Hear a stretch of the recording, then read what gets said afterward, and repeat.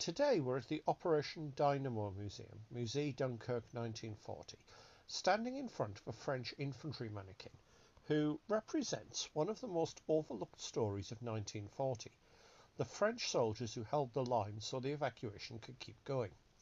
Distinctive Adrian helmet, uniform dusty, boots planted, he's a reminder that Dunkirk wasn't just British troops waiting on the beach.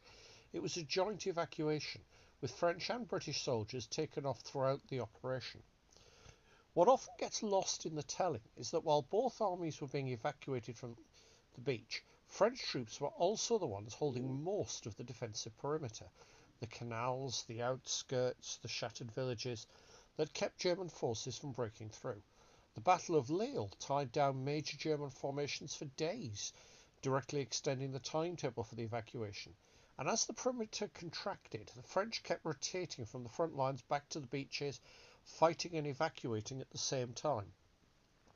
By June the 3rd to the 4th, when the very last large evacuations happened overnight, the ships were carrying mostly French soldiers, simply because they were the ones still defending the shrinking pocket, while most British units had already been withdrawn.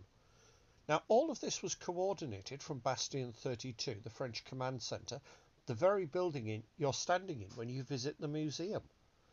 Now, the armament he has is a Chauchet light machine gun, an older weapon still issued to some French reserve and second line units in 1940, when newer FM 24-29s weren't available.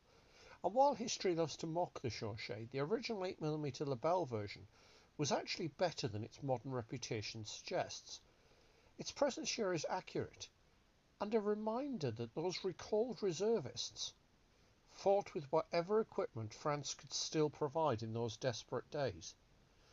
So when you picture Dunkirk, don't just imagine the boats pulling away, picture the French soldiers who stayed behind, held back the German advance, and kept the escape route alive long enough for hundreds of thousands to get out.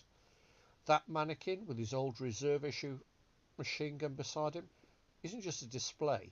He represents the men who stayed so others could leave.